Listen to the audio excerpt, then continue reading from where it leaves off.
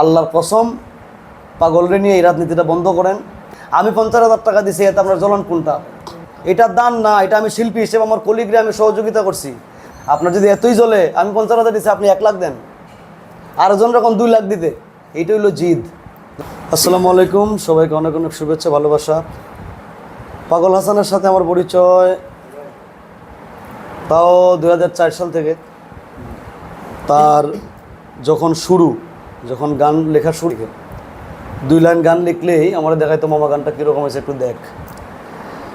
সেই সুবাদে আমার প্রথম অ্যালবাম সোনা বন্ধুর গান, এই অ্যালবামের 2টা গান আমি রাখি। একটা হচ্ছে ও পাখি রে কেঁদিল রে তোর পায়ে শিকল, আর একটা হচ্ছে মইরা গেলে প্রেমের মানুষ, প্রেমের দাফন হয় বুকে, প্রেমের মরা মরলেও মরে প্রেম সুখে। সেই থেকে পাগলের সাথে আমার আন্তরিকতা, হৃদ্যতা, ভালোবাসা। তো আজকে আমি মারা গেছে 18 তারিখ ভোরবেলায় আমি খবর পাইছি মারা গেছে। কিন্তু আমার আরেকটা কমিটমেন্ট ছিল আরেক জায়গায়, যে কারণে আমি জানাজা আসতে পারি নাই। এখানে অনেকের আক্ষেপ আছে, অনেকের দুঃখ আছে যে আশিক ভাই জানাজায় আইলো না। দেখেন, ভালোবাসা শুধু জানাজায় আইলেই কিন্তু প্রকাশ পায় না। আমি আমার বাবা মারা যাওয়ার পরে মনে হয় 2 মিনিট কাঁদছি না, কিন্তু পাগলের গান যখনই আমি গাইতে যাই তখনই কান্দায়। এইটারে আবার কিছু গোষ্ঠী অপপ্রচারে লিপ্ত, এটা আমি একটু খোলাসা করি। বিষয়টা হচ্ছে যে গ্রুপটা আছে, এই গ্রুপটা আপনারা খেয়াল করে দেখবেন, আমরা যারা গালিগালাজ করতেছে এদের প্রোফাইলে ঢুকে দেখবেন সবগুলা গীতিকার, কেউ তারা চিনে না। এবং গত 10 বছরে যদি সিলেটি কোনো গান হিট করে থাকে, 10টা গান হিট করে থাকে, 10টাই পাগল হাসানের। পাগল হাসান ছিল এদের একটা পথের কাঁটা। পাগল হাসানের কারণে তাদের গান কেউ শুনে না। তো পাগল হাসান মারা যাওয়ার পরে যদিও এরা মায়া কান্না কানতেছে, বিভিন্ন পোস্ট দিতেছে যে পাগল হাসানেরা জান প্রাণ, আমি তো জানি এদের ভিতরে কি। আমি যখন ওই দিন ঘোষণা দিলাম যে পাগল হাসানের গান জীবিত রাখার জন্য আমি এর গান গামো, আমি কিন্তু জীবিত অবস্থায় যে গানগুলো গাইতো, আসমানে যায়ও না বা জীবন কি বলে জীবন খাতায় প্রেম, এগুলো কিন্তু কোনো সময় গাইছি না। আমি চাইছি না তার সাথে আমার কোনো ক্লেশ হোক। যখন আমি ঘোষণাটা দিলাম তখনই দেখলাম যে এরা একটা বিশাল গোষ্ঠী আমার বিরুদ্ধে অপপ্রচারে লিপ্ত।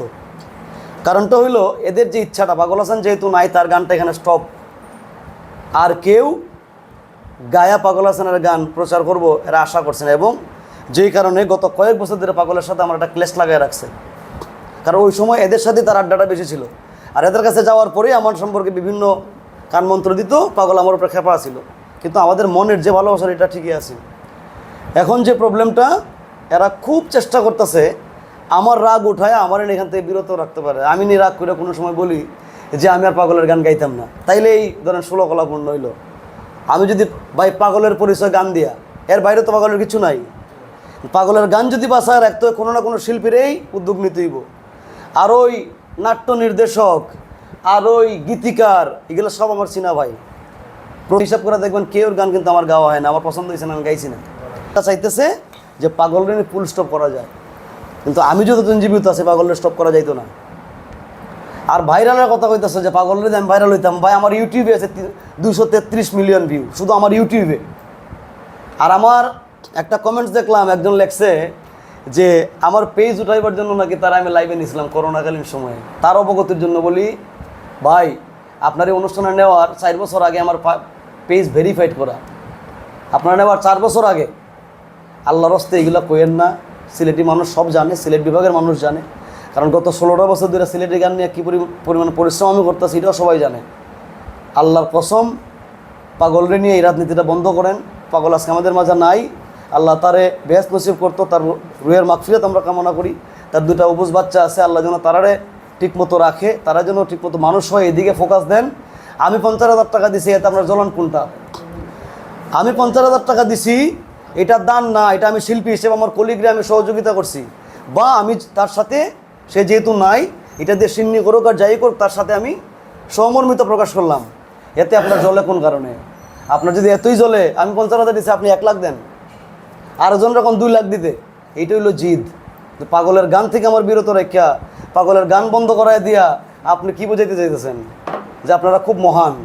কই আছিলেন পাগলের উঠতির সময়ে? কোথায় ছিলেন? পাগল যখন সংগ্রাম করছে, পাগলের পকেটে যখন টাকা ছিল না, তখন আমি দেখছি তার কষ্ট। আপনারা তার সুখের সময় বন্ধু হইয়া আমার দুঃখের বন্ধু যারা আছিলাম তারা বিদায় করে দিয়েছেন। এটা হবে না। আমি ছিলাম দূরে, আবার কাছে আইছি, পাগল হাসানের টানাটানি করেন না, পাগল হাসানের গান না টানাটানি করেন, কারণ আপনাদের 14 গোষ্ঠীরও ক্ষমতা না পাগল হাসানের 2টা গান প্রচার করার। প্রচার করলে আমি প্রচার করতে দিব, আমার মতো শিল্পীরা প্রচার করতে দিব। ভালো থাকবেন, আল্লাহর রাস্তা করো যেন মিনতি আপনার কাছে, যে পাগল মারা গেছে, পাগলরে আরামে ঘুমাইতে দেন, তারা নিয়ে টানা হাসরা করেন না। আসসালামু আলাইকুম। আসসালামু আলাইকুম রহমতুল্লাহি ওয়া বারাকাতুহু। আসলে আমাদের হাসান এটা একটা নক্ষত্র ছিল সুনামগঞ্জবাসীর জন্য, একটা উজ্জ্বল নক্ষত্র। আমি তার বাল্য বন্ধু, স্কুল জীবন থেকে তার সাথে আমার বন্ধুত্ব, তার বিয়ে কি আমার সাথে তার বন্ধুত্ব। আর হাসান যখন গান লিখতো, আমরা রাত্রিবেলা সে একটা চাকরি করতো নৈশপুরি আমাদের ভোকেশনালে, ওই ভোকেশনালে আমি গিয়ে রাত্রে তার সাথে গান শুনতাম। সে গান লিখতো, লিখে আমার বলতো রাত্রে আইস, রাত্রি 9টায় 10টায় আমরা বন্ধু বান্ধব যাইতাম। সে খালি গলায়, অনেক এরকম গড গিফটেড গলা আমার দেখা মতে আর কারো আছে কিনা আমি জানি না। সে খালি গলায় গান গাইতো, আমরা গান শুনতাম, তার লেখা গান সে গাইতো। আমরা বলতাম যে গানগুলো পাণ্ডুলিপি করি, গানগুলো ওখানে। একটা সময় সে চাঁদপুর চলে যায়, এখানে সে গান বাজনা করে, তারপরে সে আবার সুনামগঞ্জে বৃহত্তর সিলেটে আসে, গান বাজনা করে গীতিকার হিসেবে সে পরিচিতি পায়, শিল্পী হিসেবে পরিচিতি পায়। আল্লাহর মতে সে আজকে এই পর্যন্ত তার আসে। তো আমার মনে হয় হাসান যদি আর কিছুদিন আর 10-20টা বছর বাঁচত, তাহলে হয়তো আমরা আরেকজন সাধক, মৌলবী সাধক। এখনও আমার মনে হয় এখনও যে তাকে সাধক বলা যাবে না তা না। তার যে লেখার যে ভঙ্গি, লেখার যে মর্যাদা, লেখার যে হাইট, এটা বাংলাদেশে খুব রেয়ার। গীতিকার তো আমাদের অনেক, আমি নিজেও গান লিখি টুকটাক, কিন্তু আমি তো পাগল হাসান হইতে পারবো না। তো আসলে আমার মতে পাগল হাসান আমাদের সুনামগঞ্জের একটা গর্ব, সুনামগঞ্জের সন্তান।